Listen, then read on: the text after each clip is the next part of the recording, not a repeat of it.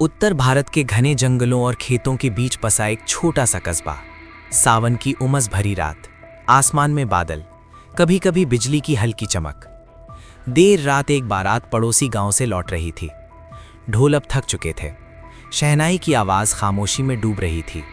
मशालों की लौ हवा में कांप रही थी और रास्ता इतना सुनसान कि अपनी ही कदमों की आवाज़ डराने लगी थी। तभी बारात के सबसे आगे चल रहे आदमी ने अचानक कदम रोक दिए। रुको, क्या तुमने भी देखा? सड़क के किनारे पीपल के पेड़ के पास एक दुल्हन खड़ी थी। लाल जोड़ा, भारी गहने, मांग में सिंदूर, सब कुछ वैसा ही जैसा नई नवेली दुल्हन का होता है, लेकिन उसका चेहरा पूरा घूंघट में ढका था और वो बिल्कुल हिली तक नहीं। अरे बेटी, इस वक्त यहां अकेली? किसी ने हिम्मत करके पूछा। दुल्हन ने सिर हल्का सा झुका दिया, लेकिन एक शब्द नहीं बोली। लोगों को लगा शायद किसी दूसरी बारात से बिछुड़ गई होगी। उस जमाने में रात में अकेली औरत को छोड़ देना पाप माना जाता था, इसलिए उसे बारात के साथ चलने को कहा गया। दुल्हन धीरे धीरे चलने लगी। उसके कदम बहुत हल्के थे, जैसे जमीन को छू ही नहीं रहे हों। कुछ दूर चलने के बाद एक अजीब बात होने लगी। पायल की आवाज़ तो आ रही थी, लेकिन आवाज़ कदमों के आगे से नहीं, पीछे से आ रही थी।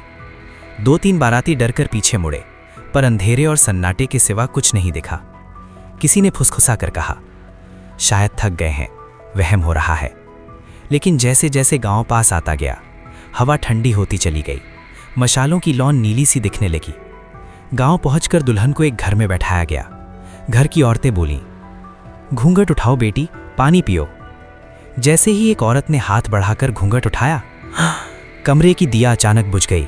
बिजली चमकी और उसी रोशनी में सबने उसका चेहरा देखा। पीला, बर्फ जैसा ठंडा, आंखें बिना पलक झपकाए सीधी सामने देखती हुई, न सांस की हलचल, न जिंदगी की गर्मी। और जब सबकी नज़र नीचे गई, उसके पैर उल्टी दिशा में मुड़े हुए थे। एक साथ कई चीखें गूंज उठीं। कुछ औरतें बेहोश हो गईं।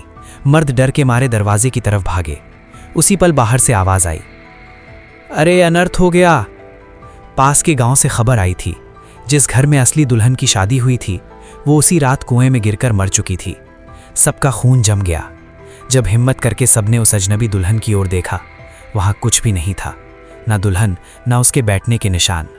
अगली सुबह उसी रास्ते पर गीली मिट्टी में पैरों के निशान मिले, लेकिन वे गांव की तरफ नहीं, गांव से दूर जंगल की ओर जाते हुए थे और उल्टे।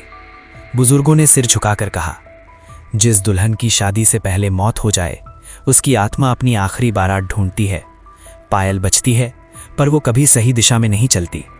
आज भी उस रास्ते से जो रात में गुजरता है, वो कहता है, पहले पायल की आवाज़ आती है, और अगर आवाज़ पीछे से आए तो बिना मुड़े आगे बढ़ जाना ही जिंदगी है।